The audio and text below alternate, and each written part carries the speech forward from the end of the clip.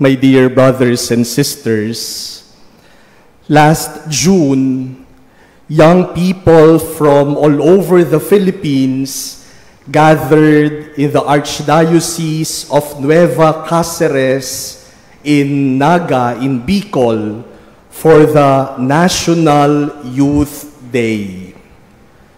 And we are blessed that some of our young people from our chapel and also from the Vicariate of Saints Peter and Paul, the neighboring parishes of our chapel, sent delegates to the National Youth Day. And because not all the young people were able to go there, the task of those who attended those, I think, 5 days of the National Youth Day in Bicol was to re-echo their experience to the other young people from the parishes in their vicariates. That is why this afternoon, we are having the re-echoing of the National Youth Day Cáceres for the Vicariate of Saints Peter and Paul. Kung hindi po ako nagkakamali, ang Vicariate ng Saints Peter and Paul ang kauna-unahang Vicariate sa Archdiocese of Manila na nagkaroon ng re-echoing of the National Youth Day.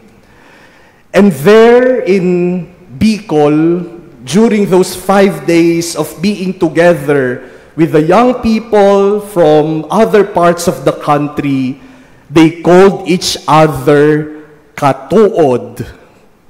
Ang ibig sabihin yata ng katuod ay kaibigan. No? So, the katuod of the Mary Mother of Hope Chapel here in Landmark, Makati, welcomes our dear young people, our katuod, here in our community. Thank you for being here this afternoon for this re-echoing. Buong hapon na po silang nandito sa ating chapel para sa kanilang activities.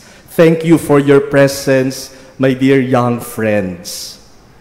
My dear brothers and sisters, clarity and certainty are things we often look for in life. Siyempre gusto natin sigurado. Gusto natin malinaw. Mahirap yung malabo at mahirap yung nag-aalangan ka, hindi ka sigurado. We want clarity, we want certainty in many aspects of our life. Kaya halimbawa, pagkatapos ng misang ito, siguro yung iba sa inyo magtatanungan, o saan tayo kakain? Alam nyo, yung tanong na yan, ang hirap sagutin. Pag nagtanong tayo, saan tayo kakain? Ang kadalasang sagot, kayo na bahala. O kaya, kahit saan. Mga sagot na walang clarity at walang certainty. Alam niyo po ba na merong mga creative minds na nagtayo ng restaurant na ang pangalan ay kahit saan? Kaya pag sinabi niyong saan tayo kakain, kahit saan, meron talagang restaurant na kahit saan. Meron ding restaurant ang pangalan, kayo na ang bahala.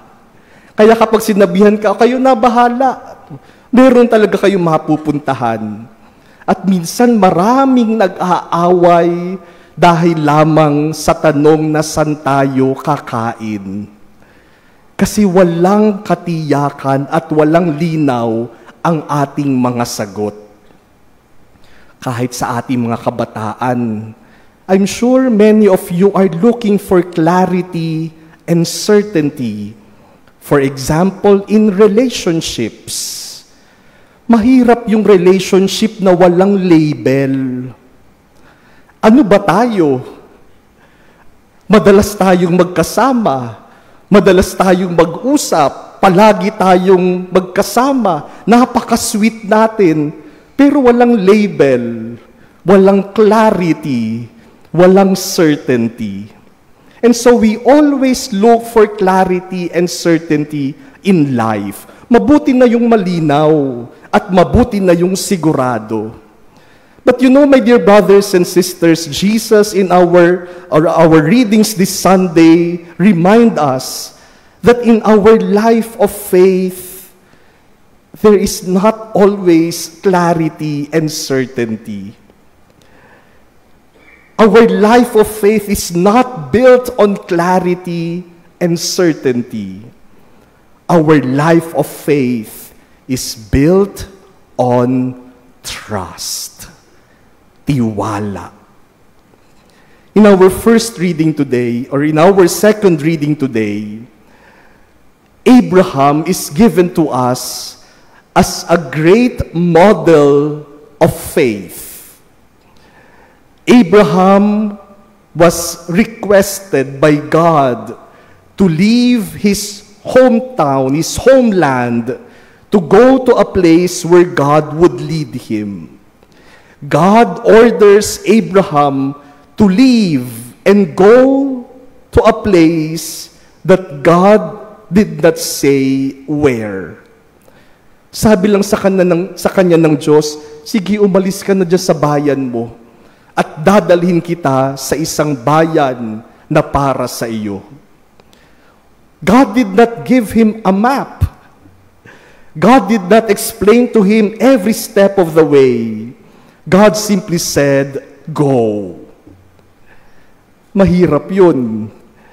Pag pinaalis ka, sasabihin mo, saan ako pupunta? But God asked Abraham to trust him. Not clarity, not certainty where to go, but simply to trust him. In our first reading, we recall the night of the Passover of the Israelites, when God, through Moses, delivered them from slavery in Egypt and brought them to the desert after 400 years of being slaves in Egypt. It was a moment of uncertainty for them. Anong mangyayari sa atin pag umalis na tayo ng Egypt? Anong magiging buhay natin sa disyerto? Saan tayo pupunta? But they followed God not because things were clear, but because they trust in the living God. And in our gospel, Jesus narrates a parable about the servants awaiting their master's return. Sabi ni Jesus, yung pagbalik ng kanilang Panginoon, hindi naman nila alam kung kailan. Parang magnanakaw na hindi naman nagsasabi ng schedule kung kailan siya magnanakaw. That is why the servants should remain watchful, hopeful, and faithful, because their master would arrive any time of the day or of the night. Jesus tells us through this story that life is really uncertain, that life cannot be always clear, that there are things that we do not know, and there are questions without answers. We simply have to trust. My dear brothers and sisters, I'm sure in our life we have all experienced the uncertainties and the lack of clarity of our life. Siguro yung iba may karamdaman, and we do not even know where our illness would bring us. Some may be discerning a job change. Lilipat ba ako o mag-stay na lang ako dito? Some may be discerning a vocation. Lalong-lalo na yung mga kabataan natin. Magpapari ba ako? Magmamadri ba ako? Mag-aasawa ba ako? Or will I stay single, blessed? Some may be in a moment in their life where they have to make important decisions for themselves or for their families, for their loved ones. Okay sana kung malinaw lahat. Okay sana kung malinaw ang kalooban ng Diyos. Yung bang sasabihin na sa atin ng Diyos, in full clarity, ito ang gusto kong gawin mo. Dito ka pumunta. But that is not always the case. God does not always give us the bigger picture, the whole picture.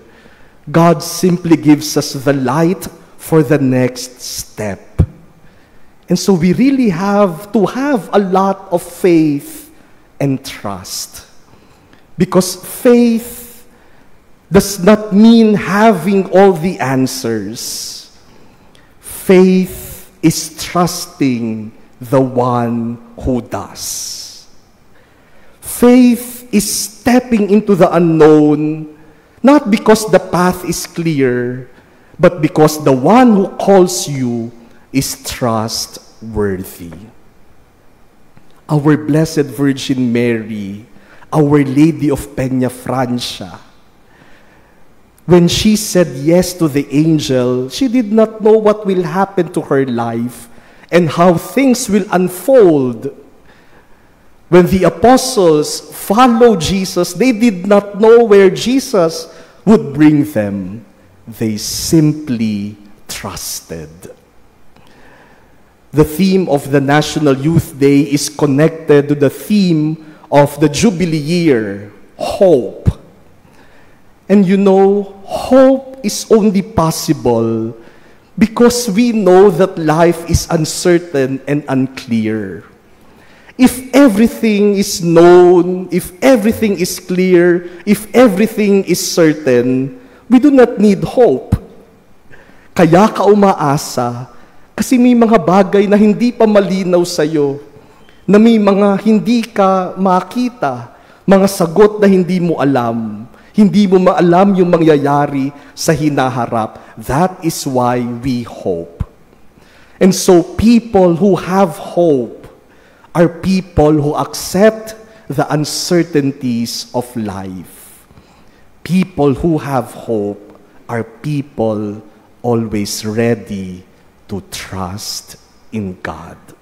Not clarity, but hope. Not certainty, but trust.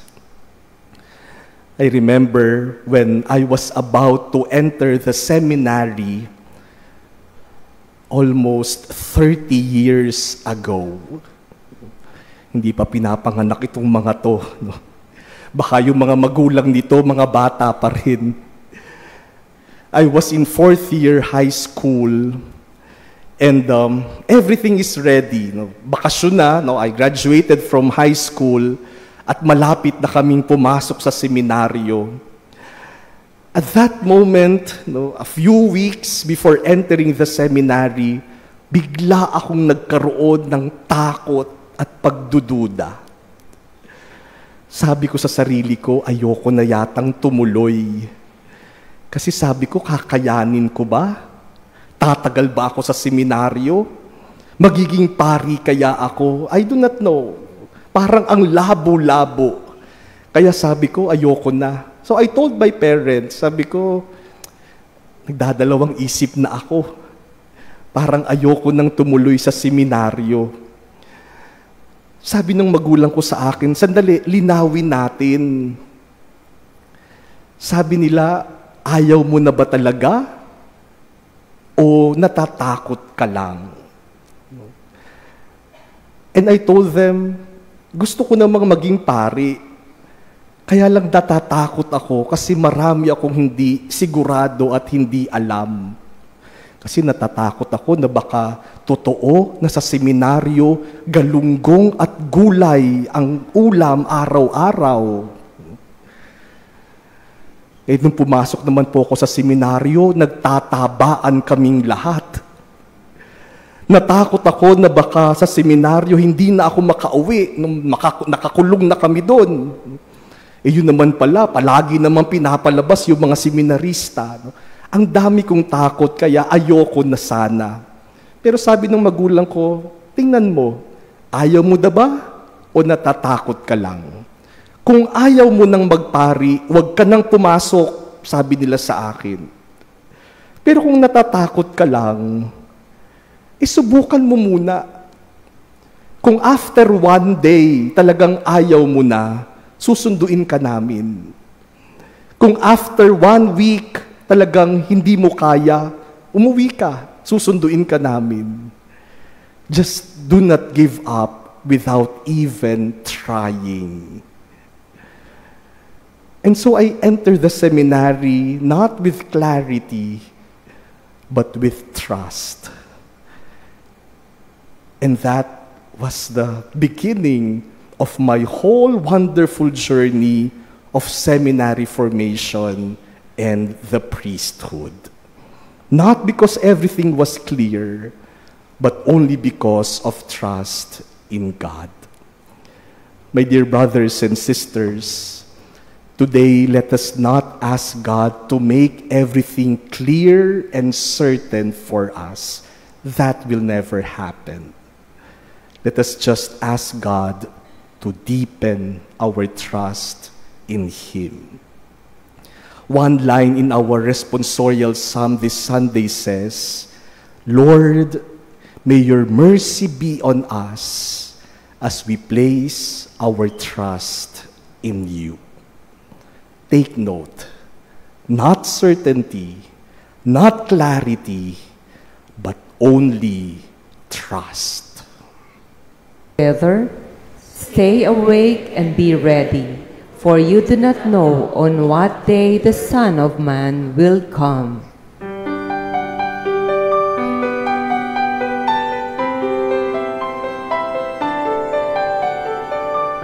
Hallelujah, hallelujah, hallelujah, hallelujah, hallelujah, hallelujah, hallelujah.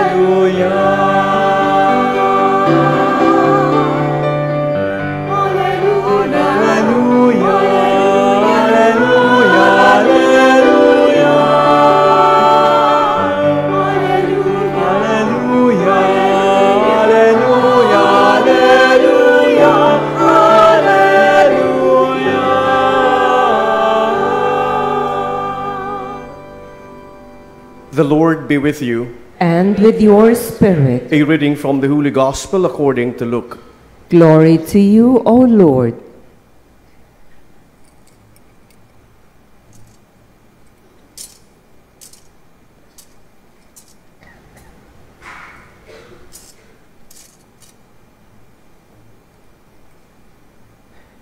Jesus said to his disciples, "Do not be afraid any longer, little flock, for your Father is pleased to give you the kingdom. Sell your belongings and give alms. Provide money bags for yourselves that do not wear out, an inexhaustible treasure in heaven that no thief can reach nor moth destroy. For where your treasure is, there also will your heart be. Gird your loins and light your lamps, and be like servants who await their master's return from a wedding, ready to open immediately when he comes and knocks. Blessed are those servants whom the master finds vigilant on his arrival. Amen, I say to you, he will gird himself, have them recline at table, and proceed to wait on them. And should he come in the second or third watch and find them prepared in this way, blessed are those servants. Be sure of this. If the master of the house had known the hour when the thief was coming, he would not have let his house be broken into. You also must be prepared, for at an hour you do not expect, the Son of Man will come." Then Peter said, "Lord, is this parable meant for us or for everyone?"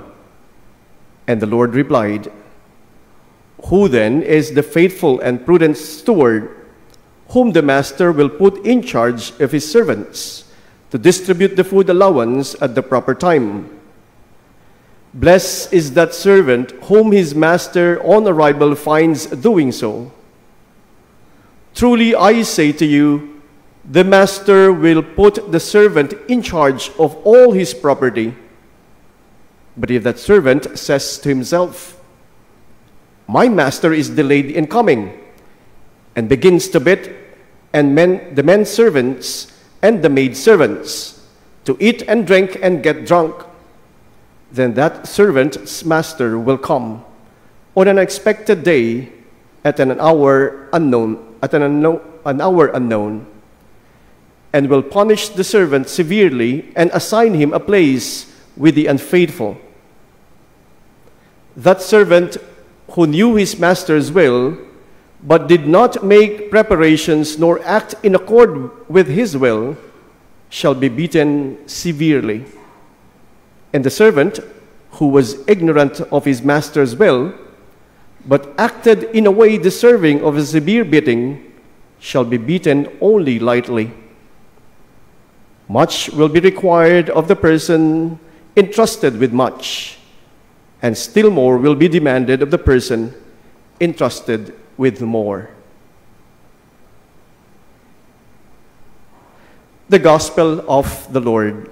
Praise to you, Lord Jesus Christ.